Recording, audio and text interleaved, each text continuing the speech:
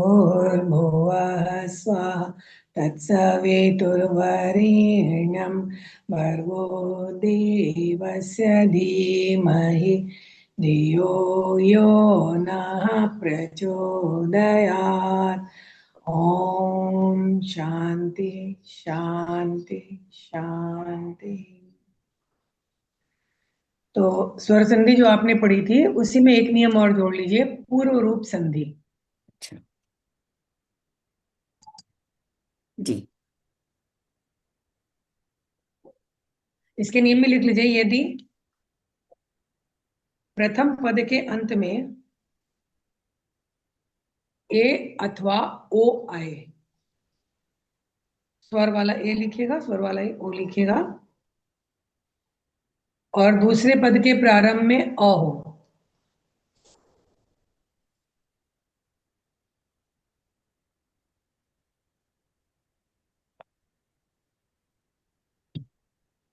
तो अ का तो अ का मतलब जो दूसरे पद का पहला वाला अ है, उस अ का पूर्व रूप, पूर्व रूप, और पूर्व रूप के आगे आप इन्वर्टेड कॉमा में वो साइन लिखिएगा, अवग्रह का साइन, एस जैसा जो बना होता है ना, हाँ ग्रह अवग्रह हो जाता है। जाता है। हाँ, जैसे हरे प्लस अव, हरे प्लस अव। अब बताइए इस नियम के आधार पर वो क्या बन जाएगा? हरेव। हरेव। हरेव। हाँ, हरेव। हरे प्लस अवग्रह व। इसका क्या अर्थ हुआ? हाँ, मतलब हरे लिख के अवग्रह लगा के व लिखना है साथ साथ। और इसका कोई और उदाहरण देखूं अगर मिल जाए तो।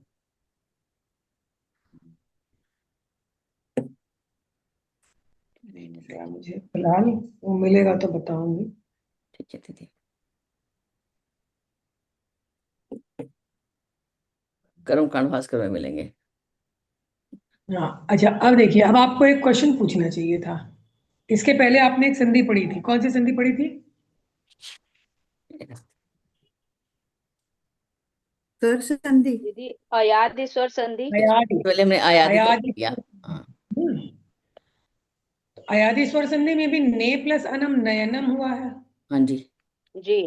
नयनम क्यों नहीं हुआ? हाँ हम्म हाँ तो इसका समाधान ये है कि मैंने इस संधि के नियम में क्या लिखा है, यदि पद के अंत में, प्रथम पद के अंत में, यानी वो पूरा पद होना चाहिए। जैसे ने जो है वो जस्ट एक फॉर्मूला से वर्ड आया हुआ है, ने प्लस अनम नयनम जो हुआ, लेकिन ये पूरा एक पद है, हरे, हरे एक पूरा पद है। जी। ठीक है, तो अगर पद के अंत में ए है और उसके बाद अ है, तो उस अ का अवग्रह होगा।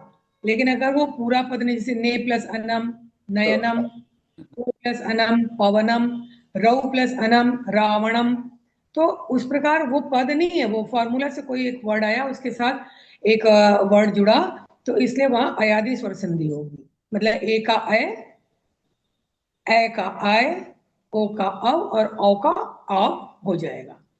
लेकिन अगर पूरा एक पद है, उसके अंत में ए अथवा ओ है, तो वो और आगे में अ है, तो वो अवग्रह हो जाएगा। ठीक है, ये सोचा है। ठीक है। अब इसमें आप लोग को ज्यादा नहीं उलझा के चलते हैं हम लोग व्यंजन संधि में। ओके। ठीक है, व्यंजन संधि में मुझे लगता है ना, पहले मैं लिखवा देती हूँ उदाहरण, उसके आधार पर फिर नियम बताऊं। ठीक है। हाँ, ये पहला लिखिए, पहला नंबर डाल दीजिए, व्यंजन संधि के बाद नीचे लिखिए पहला, पहला नंबर डाल दीजिए। उसमें लिखिए सत स तप हलंत, सत प्लस चित, सत प्लस चित, च पर छोटी की मात्रा, त में हलंत। ये तो दीदी आप लोग बना। हलंत पे त सत से पर भी लगाएगा। हलंत होगा दीदी? नहीं, एक मिनट दीदी, तब तब हाँ। त पर भी हलंत हलंत होगा? सत के बाद हम्म आएगा। हम्म जी दीदी। दीदी तप सत सत के बाद हलंत है सत ना? के हाँ, सत माने त में हलंत, हाँ जी सच्चित। हाँ, तो इसका इसका संधि क्या बनेगा? जो तो है वो च में बदल जाएगा, सच्चित। हाँ हाँ, सच्चित। सच्चित, एकदम सही।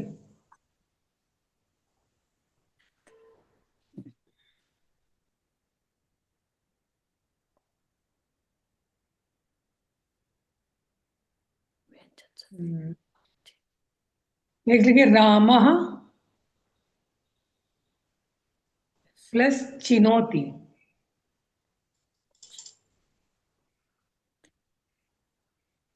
छोटी ओ की मात्रा चिन्हो। छोटी ई की मात्रा चिनोति। चिनोति मीन्स चुनता है। अच्छा। जैसे क्या पुष्पम चिनोति, वह फूल चुनता है।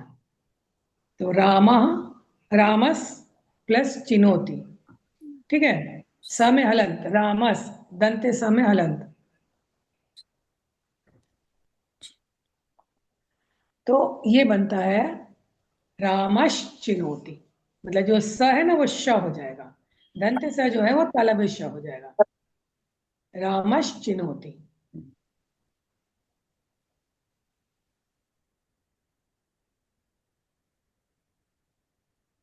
अब रामश चिनोति कैसे लिखाएगा, एक हिज्जे करके बताइए किरण चावला दीदी। र हम्म, और आ, आ म, की मात्रा। आ की मात्रा, हम्म, म और आधा स के से पहले छोटी की मात्रा च।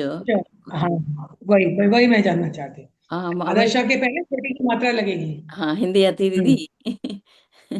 हाँ नहीं मुझे मालूम है, फिर भी मैं सभी लोगों को कंफर्म करना चाह रही थी, बस इसीलिए मैंने दीदी पूछा ये था। तो आता है हाँ। रामश चिनोती, ठीक है। तो अब नियम ये है कि यदि सकार, सकार यानी दंत स, हाँ सकार या त वर्ग, सकार या या तो त वर्ग से पहले या पीछे शकार या च वर्ग आएगा। सकार या त वर्ग, त वर्ग मैंने था दादा न से पहले या पीछे शकार या च वर्ग, च वर्ग यानी च छ ज झ इया, स का श हो जाएगा, स का दंत स का तालव्य श हो जाएगा, और त वर्ग का च वर्ग हो जाएगा। त वर्ग की जगह च वर्ग हो जाएगा। अब आप अपने उदाहरण को देखिए। पहला उदाहरण था सत प्लस चित, ये तकार था, तो तकार के बाद अगर आएगा च वर्ग तो त वर्ग का भी च वर्ग हो जाएगा। तो च क्या है, अपने वर्ग का प्रथम वर्ण है, त भी अपने वर्ग का प्रथम वर्ण है, त का च हो जाएगा। वैसे भी ये नियम याद रख लीजिए कि त के बाद अगर च आएगा तो त का भी च हो जाएगा, बस इतना ही सिंपल सा याद रख लीजिए। वो मैंने समझाने के लिए लिखवा दिया, समझने के लिए कि बाद में उसको आप देख सकते हैं। तो त का च हो जाएगा, त के बाद अगर च आया तो त का च हो जाएगा। दूसरा है रामस प्लस चिनौती, स के बाद अगर च आया, स के बाद तो स का भी श हो जाएगा।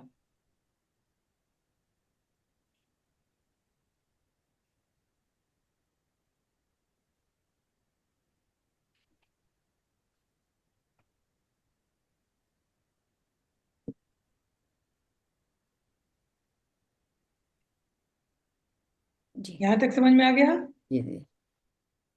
अब इसमें एक बात का ध्यान रखना है कि जैसे त वर्ग का जिस संख्या का वर्ण है उसी संख्या का च वर्ग का वर्ण वहां पर आएगा। जैसे जैसे त जो है अपने वर्ग का प्रथम वर्ण हाँ है, तो चकार का कौन जाएगा, प्रथम वर्ण ही आएगा। मान हाँ लीजिए वहां न होता, हाँ न होता तो वहां पर फिर इसका कौन सा वर्ण आता, चवर का कौन सा वर्ण आता? तो न में भी अंतर आएगा। इया दीदी इया आएगा। या इया इया इया। या तो पंचम वर्ण है तो पंचम वर्ण ही वहां आता। ये तीनों की तीनों ना ठीक है, संस्कृत वहाँ पे सीख लेंगे। हाँ, मुझे पता है। जैसे जैसे जैसे किम प्लस चित, लिखिए किम प्लस चित। किम प्लस चित्त। चित। दीदी कम चित चित्त हो गया। किम किम प्लस चित। अब इसका बनाइए चित क्या बनेगा? किंचित। दीदी हाँ, किंचित किंचित। किंचित। आधा इया रहेगा। इसीलिए हिंदी में जो किंचित लिखा जाता है उसमें केवल एक अनुस्वार बिंदी होती है, वो स्पष्ट नहीं करती है कि वहां कौन सा वर्ण है। अच्छा वो अच्छा। ना लोग समझ लेते हैं, लेकिन वो ना नहीं है, वो इया है, किंचित।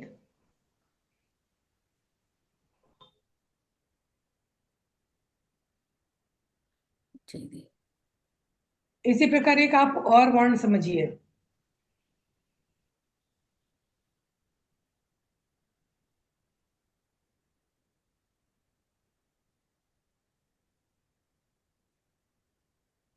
शब्द बनने के क्रम में, हाँ, पम प्लस चह।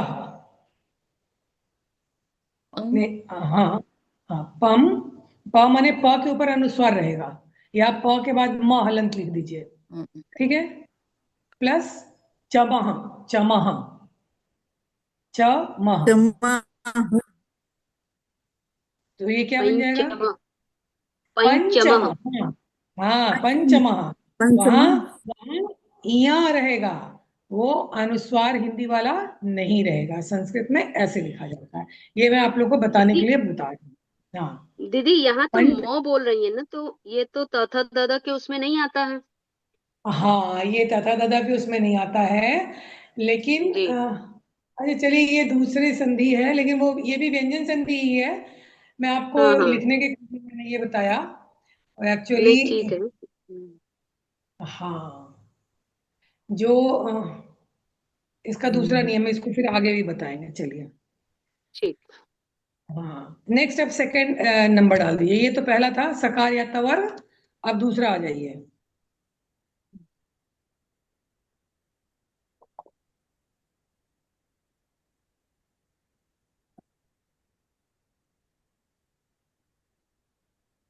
लिखिए सकार या त वर्ग। सकार या त वर्ग से पहले या पीछे शकार। शकार कौन सा? मूर्धन्य श लिखिएगा। ओ, मुझे पहले इसका उदाहरण बताना चाहिए। मूर्धन से हाँ, मूर्धन्य शकार या ट वर्ग के आने पर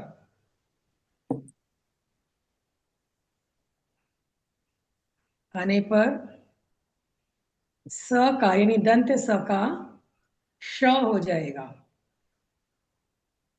दंत स का श, और त वर्ग का ट वर्ग हो जाता है। जो त वर्ग है उसका ट वर्ग हो जाता है।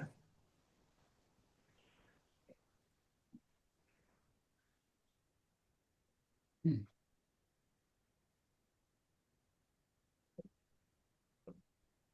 जैसे आप एक उदाहरण लिखिए।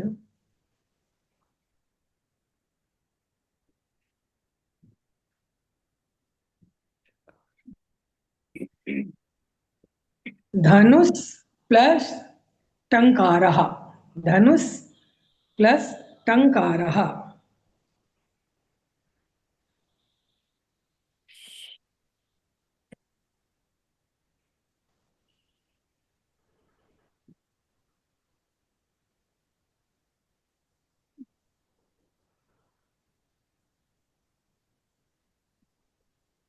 क्या बन जाएगा? दीदी दीदी इसमें तो धनुष और ऊपर लिखा है जैसे टंकार तथा दधा हाँ, न को बताया है ना कि ट ठ ड ढ ढ में बदलेगा, तो टंकारा है हाँ, तो फिर लेकिन किस में बदलेगा? स का मूर्ध होता है ना, स का श हो जाएगा, मूर्धन्य हाँ श। वो तो ठीक है। हाँ हाँ, धनुष हाँ, धनुष धनुष्टंकार। धनुष धनुष टंकार, मतलब ये ट धनुष बदलेगा टंकार नहीं। जो दंते सा है वो मूर्धन्य श हो जाएगा। जी। धनुष्टंकार। एक और उदाहरण आप इसमें लिखिए।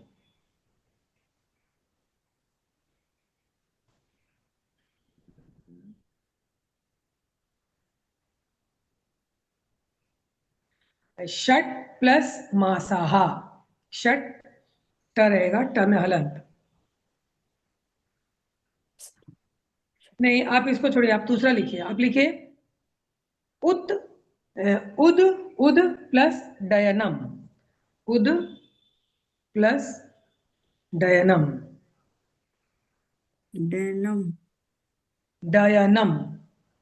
उद द में हलंत रहेगा, प्लस डयनम। उदयनम उड्डयनम। उड्डयनम। द का भी उड्डयनम हो जाएगा। उड्डयनन इसका हो गया। उड्डयनम। उड्डयनम। उ फिर ड में हलंत, फिर पूरा ड, फिर यनम। उड्डयनम।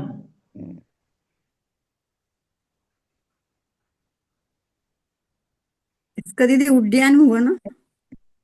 हाँ, बोले तो उड्डयनम। द को ड में बदल दिया गया ना। हाँ हाँ। त थ एक द जगह तीसरा द वर्ड हलंत है। है तो हलंत लग गया, और दूसरी जगह द है हाँ, पूरा, तो उसको ये पूरा लगा दिया। त वर्ग का ये तीसरा वर्ण है ना, त थ द। जी। तो हम्म। ट वर्ग का भी तीसरा ही वर्ण आएगा, ट ठ ड। ठीक है।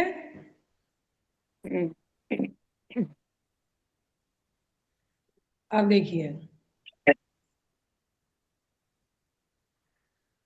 एक नियम है, हालांकि इसमें बहुत है, इसको इजी वे में लिख लीजिए। लिखिए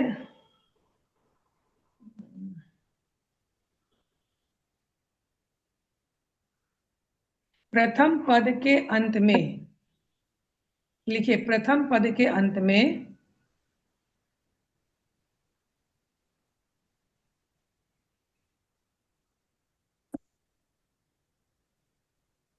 किसी वर्ग के, किसी भी वर्ग के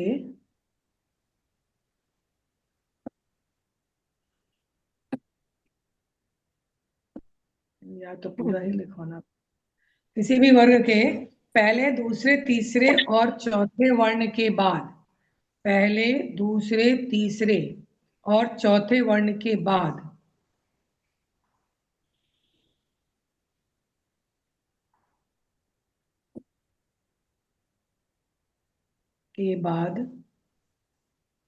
कोई स्वर आए अथवा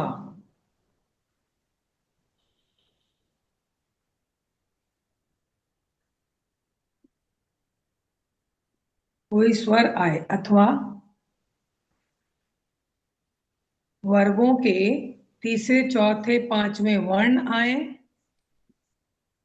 अथवा वर्गों के तीसरे चौथे पांचवें वर्ण आए, अथवा य र ल व ह में से कोई वर्ण आए, य र ल व ह में से कोई वर्ण आए,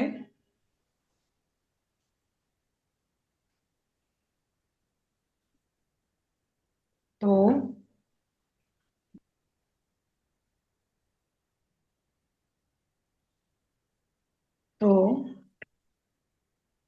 पहले आने वाले वर्ण, तो उसी वर्ग का तीसरा वर्ण हो जाता है, बस इतना ही लिखिए, तो उसी वर्ग का तीसरा वर्ण हो जाता है।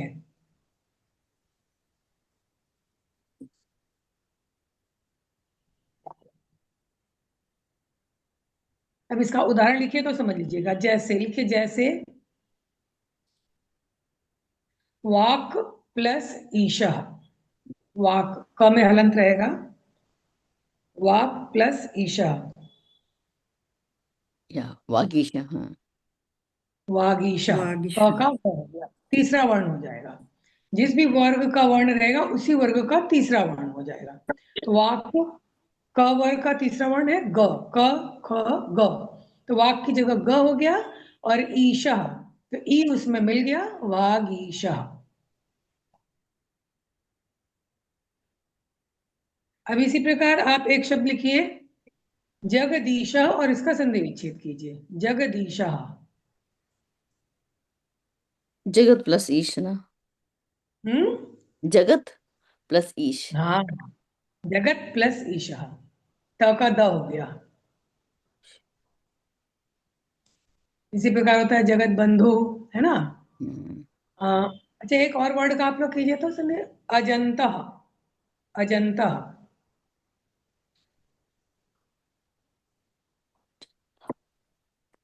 अच्छा, अच्छा, प्लस अच्छा, बताइए इसका संधि विच्छेद।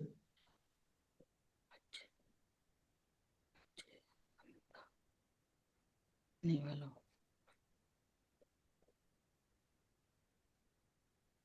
और ज का क्या बनेगा? अच्छा, अच्छा, अच्छा, अच प्लस अंतः। अच्छा, अच्छा, अच्छा, तो पहला अक्षर हाँ, आया अच प्लस, हाँ, अच प्लस अंत, च अच, छ ज, अच प्लस अंत, ठीक है। हम्म। हम्म,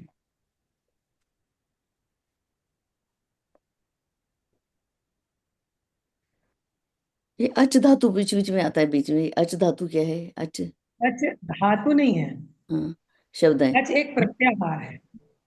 अच्छा, अच अ, है। देखिए, अभी अब चूंकि मैंने इसको आप लोगों को बताया नहीं पहले से, कुछ मैंने इसका संकेत किया था। क्या है,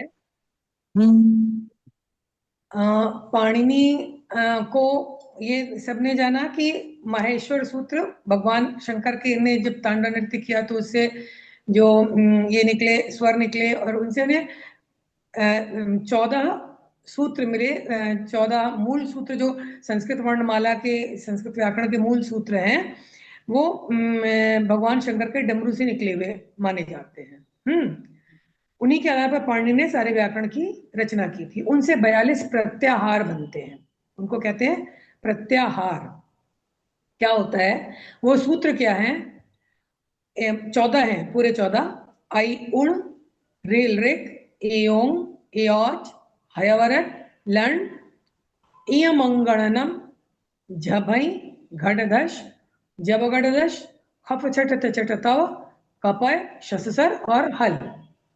तो अब प्रत्याहार कैसे बनते हैं, एक उदाहरण, जैसे मैंने पहला वर्ण कहा था अयुण, और लास्ट कहा हल, ठीक है। तो शुरू का अ लिया अगर हमने, और लास्ट वाले का ल ले लिया, हल का ल ले लिया, मैंने कहा अल, अल कहने का मतलब ये हो जाएगा कि इसके भीतर में जितने भी वर्ण हैं वो सारे के सारे आ गए। हमें अगर कोई फॉर्मूला बनाना है उसमें, अगर मैंने अल का यूज किया, मतलब इतने वर्ण का वर्णन मैंने कर दिया, बता दिया कि इतने वर्ण इस फॉर्मूला के अंतर्गत आएंगे। इसी को प्रत्याहार कहते हैं। हालांकि पाणिनि ने, इससे तो हजारों हजार प्रत्याहार बन सकते हैं, लेकिन मूल रूप से 42 प्रत्याहार हैं, जिसमें एक है अच। अच का मतलब हुआ कि शुरुआत में अ लिया गया, और किसी एक प्रत्याहार के बाद में वो च है, ठीक है। तो बस जहां पर च आकर के रुका, वही था, अच्छा, वहां से वहां तक का वर्ण उसके अंतर्गत आ गया, अच्छा, ठीक है। ठीक है। तो इसको बाद में भी हम आप लोग को समझाएंगे। तो अच वही होता है, अच इन जनरल स्वर के लिए आता है, स्वर संधि के लिए आता है, ठीक है। उसमें 4 सूत्र जुड़े हुए हैं, आई उण, रेल रेक, एओम, एओच। तो अ से शुरू हुआ और च में आ गया, इसमें क्या क्या है, हाँ। और जैसे आई उण, तो जब हम प्रत्याहार बनाते हैं या प्रत्याहार जो बनता है, आई आई उण पहला सूत्र है, तो उसके अंदर का मुझे लग अ रहा ई उ लिया जाएगा, ण नहीं लिया जाएगा लास्ट का। तो इस तरह से अ ई उ, रील री, ए ओ, और आई औ, ये अच के अंतर्गत इतने आ गए, यानी पूरे स्वर। अच का मीन्स स्वर। तो अच ई प्लस अंता, मतलब ऐसे पद, ऐसे शब्द जिनके अंत में स्वर है, उनको अजंत कहते हैं। बात आई समझ में? आ गई, लेकिन बस समझ में आई है। हाँ, तो अजंत मीन्स ऐसे पद जिनके अंत में स्वर है। अच का मीन्स सारे स्वर, सारे बस ये जान लीजिए। ठीक है दीदी, हो ठीक जाएगा है, देखते अ, ई। हैं। अभी नहीं, हाँ ठीक। लेकिन नोट करेंगे सब कुछ ना, नोट हो जाए, एक बार नोट डाउन हो जाता ना तो फिर मुझे हाँ। याद आता है। हाँ तो हाँ, ये नियम हो गया ना कि उस वर्ग का तीसरा वर्ण हो जाए, वाक प्लस ईशा, ये सब याद रखिएगा तो आपको उसमें कोई दिक्कत नहीं आएगी। बहुत ज्यादा नियम हम बताना नहीं चाह रहे, लेकिन बताने में हमको बताना पड़ जा रहा है। हम नहीं चाह रहे कि आप लोग का दिमाग ज्यादा कंफ्यूज हो, उदाहरण से समझ लें वो ज्यादा अच्छा है ना, और हम लोग जल्दी से आगे बढ़ पाए। नियमों में फंसे रहेंगे तो जल्दी से आगे नहीं बढ़ेंगे। हम्म, अब उसके बाद एक और उदाहरण लिखिए, क्रुद्ध प्लस ध, क्रुद्ध, ध में हलंत, प्लस ध, ये क्या बनता है तो आप लोग को पता है? क्रोध। क्रुद्धा। क्रुद्धा। हालांकि ये मुझे बताना नहीं चाहते, इसके लिए आप लोग को बहुत कुछ बताना पड़ेगा। छोड़िए, बस इतना ही लिख लीजिए, क्रुद्धा। ठीक है।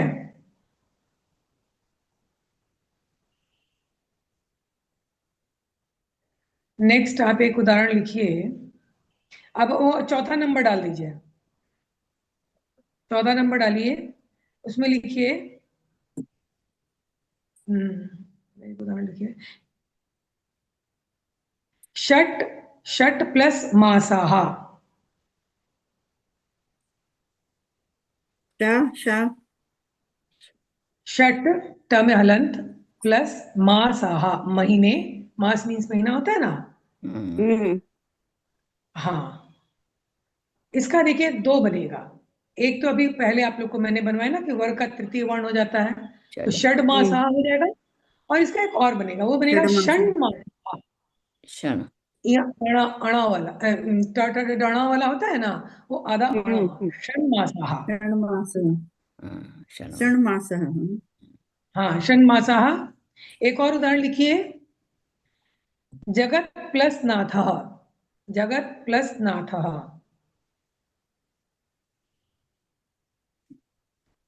जी, एक तो जगन्नाथ। हाँ, एक तो जगन्नाथ। जगन्नाथ बनता है, और हाँ। एक जगतनाथ भी बनेगा। जो आपने ऊपर जगदीश जैसे बनाया था ना, हम्म, जगन्नाथ भी बनेगा और जगन्नाथ भी बनेगा। हम्म, एक और उदाहरण लिख लीजिए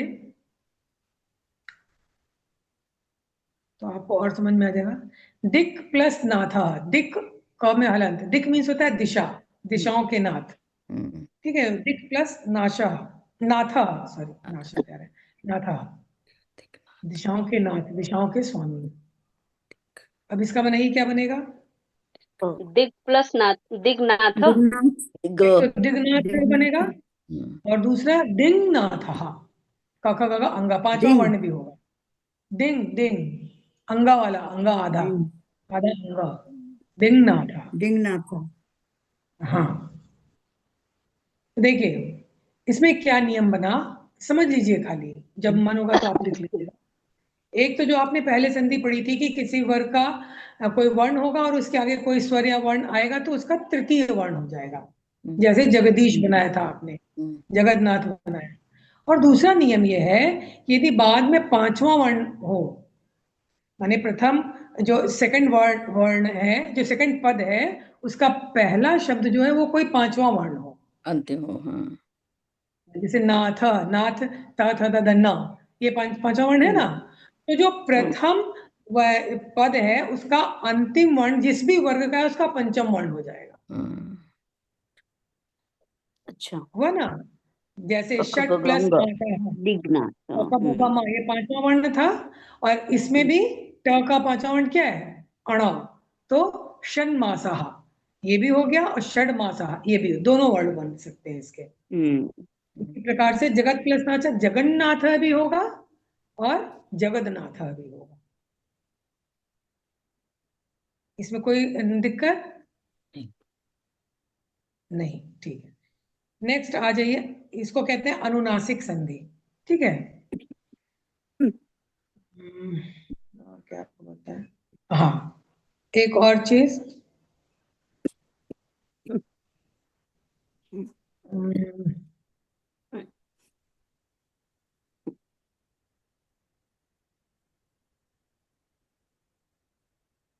प्रथम पद के अंत में यदि म हो, वो नेक्स्ट आप संधि उसका नंबर डाल लीजिएगा, पांचवा या छठवां जो भी हो डाल लीजिएगा, ठीक है। लिखिए, प्रथम पद के अंत में यदि म हो, म में हलंत लिखिएगा इन्वर्टेड कॉमा में, और आगे में कोई व्यंजन हो,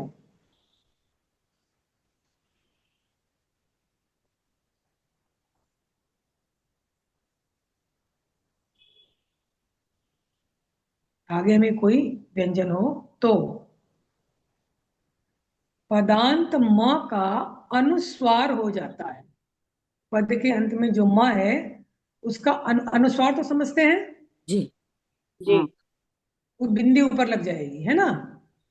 जैसे पदांत म का अनुस्वार हो जाता है, जैसे रामम, म रा म और म में हलंत, रामम हम्म, प्लस नमामि, नमामि। ये बोलने में भी संधि के बाद भी बोलने में सेम ही लगेगा, लेकिन लिखने में क्या हो जाएगा कि वो जो आधा वाला म है वो अनुस्वार बन के म के ऊपर लग ऊपर जाएगा। चला जाएगा, रामम हाँ, नमः। रामम नमामि, क्योंकि आगे में व्यंजन है, ठीक है। अगर आगे में स्वर हुआ, उसी में आगे लिख लीजिए, यदि आगे में स्वर हुआ तो तो पदांत म उस स्वर में मिल जाता है।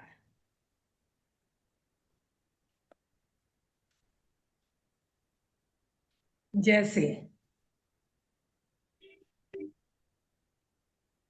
जैसे पहले लिखिए फलम, फल म में हलंत,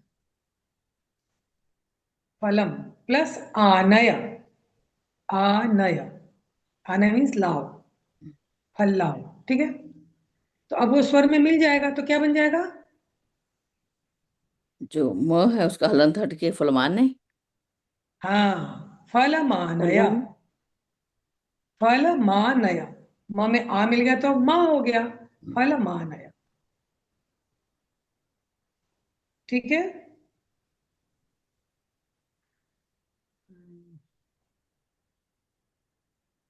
नींद कहाँ से आएगी बेटा?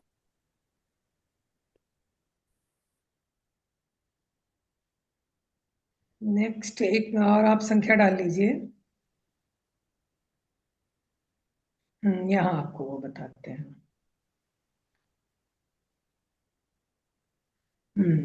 लिखिए, यदि पद के मध्य में, पद के मध्य में अनुस्वार के बाद, पद के मध्य में अनुस्वार के बाद, या उसको आप ऐसे भी समझ सकते हैं अपदांत अनुस्वार के बाद, ये भी लिख सकते हैं। खैर लिखिए, पद के मध्य में अनुस्वार के बाद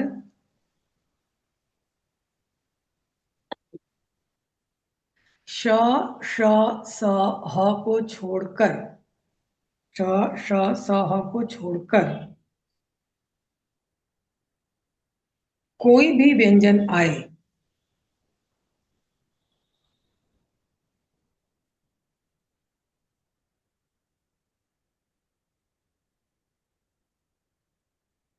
कोई भी व्यंजन आए, तो उस अनुस्वार के स्थान पर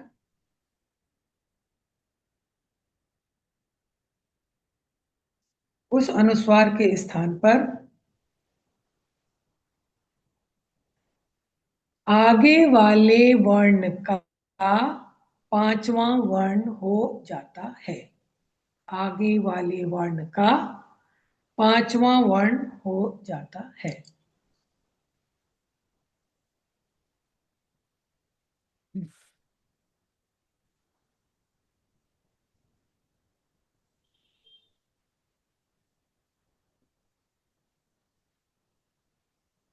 जैसे हम्म, एक वर्ड है गंगा, ठीक है, गंगा।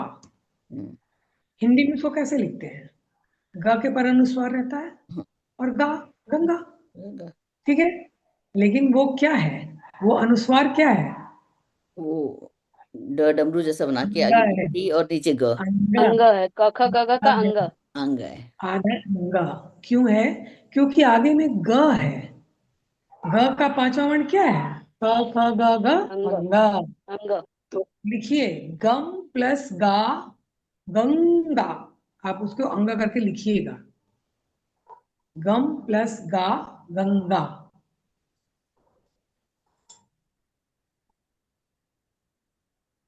जी दीदी। अच्छा चलिए, एक शब्द लिखिए आप लोग, जैसे हिंदी में जिस तरह से लिखते हैं, संबंध। संबंध, हम्म स के ऊपर भी अनुस्वार, ब के ऊपर भी अनुस्वार, हम्म है ना? हम्म ठीक है। इसको स के ऊपर अनुस्वार है, उसको आपने पढ़ा म, और ब के ऊपर अनुस्वार, उसको आपने पढ़ा न। क्यों? वो उसको तो हमने पढ़ा था दीदी उसमें। हाँ, ब प फ ब भ म, तो उसका म आएगा, और त थ द ध हाँ न, तो उसका न आएगा। हाँ, हाँ, ये हमने हाँ, पढ़ा देखिए था आप इसमें। बहुत विद्वान हैं। हाँ, आप बहुत विद्वान हैं, और सभी ये क्योंकि आप ये सारे ये मेरे से बड़े हैं ये, क्योंकि किरण गुप्ता, संध्या दीदी, ये संस्कृत की जो क्लास लेते हैं ना गीता की, उनमें बताया था ये। दीदी संस्कृत की क्लास कभी लिए ही नहीं, वही तो अब पछतावा हो रहा है ना कि नहीं, संस्कृत वो की जो क्लास लेनी चाहिए संस्कृत थी। लर्न करने का नहीं था वो जो। हाँ, लर्न गीता वाले में ही दीदी, हाँ, उसमें लिए नहीं ना, यही तो गलती की है। अच्छा। नहीं नहीं, देखिए जानती है क्या कि इसके साथ एक इंटरेस्टिंग मेरे साथ एक बात जुड़ी हुई है। हमारे स्कूल में एक हिंदी के टीचर थे। तो जो टीजीटी होते हैं वो 6 to 8 पढ़ाते हैं, 6 to 10 पढ़ाते हैं, और जो पीजीटी होते हैं वो 11 12 में पढ़ाते हैं। तो केंद्रीय विद्यालय में पीजीटी की पोस्ट ही गवर्नमेंट ने खत्म कर दी कि मुझे 11 12 में संस्कृत रखनी ही है। हम्म ठीक है। तो जो इन जनरल लोग क्या करते हैं, एमए हिंदी में फिर से कर लेते हैं, और फिर पीजीटी हिंदी के लिए ट्राई करते हैं। और जिन्होंने केवल हिंदी पढ़ी है वो तो खैर पीजीटी हिंदी बनते ही बनते हैं, करते हैं। तो वो हिंदी पढ़े हुए एक सर थे, उन्होंने संस्कृत नहीं पढ़ रखी थी, तो वो पीजीटी हिंदी के लिए इंटरव्यू देने गए थे। उनका सारा इंटरव्यू बिल्कुल सही हुआ। फिर उनसे उनके ये जो इंटरव्यूअर थे, उन्होंने बोर्ड पर लिखने को कहा, लिखिए संबंध। उन्होंने लिखा, तो उनका कि यहाँ पर म और इधर पर ना क्यों उच्चारण हो रहा है, दोनों तो अनुस्वार ही है। और वो नहीं बता पाए, और उनका नहीं हुआ, सिर्फ एक क्वेश्चन के आधार पर उनका सिलेक्शन नहीं हुआ। तो वो आके मेरे से चर्चा कर रहे थे। मैंने कहा सर आपने संस्कृत की ग्रामर नहीं पढ़ी, इसलिए आपको कुछ नहीं पता, इसीलिए आपको ये पता नहीं है। संस्कृत हिंदी में ठीक नहीं है। आता। हाँ, तो अब देखिए संबंध, ब का 5वां अक्षर है म। हम्म, इसीलिए संस्कृत में जब हम लिखते हैं तो लिखते हैं स आधा म, ब आधा न, ध, संबंध। बिंदु नहीं डालते हैं खाली। हाँ संस्कृत में जब लिखेंगे तो वही। हाँ गंगा लिखेंगे तो ग आधा अंगा फिर गा। हाँ। ठीक है। चलिए एक संधि विच्छेद कीजिए, लिखिए अलंकार। अलंकार। अब अलंकार लिखेंगे कैसे, पहले वो मुझे बताइए, आपने कैसे लिखा है? ल के ऊपर दीदी अनुस्वार, ऊपर क को आके बिंदी, मात्रा हाँ। है। ये तो हिंदी में आपने लिखा, अगर संस्कृत में लिखना हो तो कैसे लिखेंगे? अलग अलग इया इया आएगा, अलग हम्म, नहीं मालूम। फिर से सोचिए, अंग फिर से आएगा, सोचिए। कका कका का अंग आएगा ना। अच्छा, हाँ, अंगा। कखा गगा का अंगा। अलंकार। हाँ, तो जैसे जो अ ल अंगा फिर का फिर रा। अंग का। संस्कृत में ऐसे लिखा अ जाता है। ल अंग हलंत आदि और का। हाँ, कार। वो च छ ज में इया आता है ना, क में तो हाँ, अंग आता है। हाँ वही, हाँ, जो उसके पहले मैं चर्चा करी थी। हाँ, पंचम। पंचम, हाँ ठीक है। हाँ, पंचमी। ठीक है। तो पंचम आधा इया लिखेंगे, हाँ, जैसे हम्म। पंचकोश, तो आधा इया हाँ, च, और पंचकोश। आधा इया हम्म। च, पंचकोश। हाँ, चलिए दीदी। ठीक है। चलिए नेक्स्ट नंबर डालिए, लिखिए। दीदी टाइम हो गया है। हाँ, ये भी बात सही है। तो दीदी की कल क्लास करेंगे, है आगे। हैं? हाँ, कल कर एक एक लेंगे, लिख लीजिए, यदि एक लिख लेते हैं। यदि यदि त वर्ग के बाद ल आए तो त वर्ग के स्थान पर भी ल हो जाता है। हम्म जैसे तत् प्लस लयः, तत्, या तत् प्लस लीना। तत् प्लस लीना, ये सॉन्ग है। इससे आप लोग को समझ में आ जाएगा। क्या हो जाएगा? तल्लीन। तल्लीना। तल्लीन। हाँ हाँ। कौन सा एक और अब बोला इसका था जो आपसे? बचा एक और अक्षर बोल है, रहे थे आप, एक और अक्षर बोल रहे थे ना, वो कौन सा था? तत् प्लस लयः। तत्व प्लस लया, तत्व। हाँ, तो उसका क्या हो जाएगा? जैसे तल उत प्लस लेखा है, थोड़ी उसको लिखे, उत प्लस लेखा, उत प्लस उल्लेख। लेखा। हाँ हाँ, मैं वैसे उदाहरण सोच सोच के बोलना चाह रही हूँ ना, कि जो आप लोग जिन लोगों जिस वर्ड्स को आपने पढ़ा हुआ है। हाँ, उल्लेख। हाँ, उसी प्रकार उत प्लस लासः, ठीक है। उल्लासः, है ना।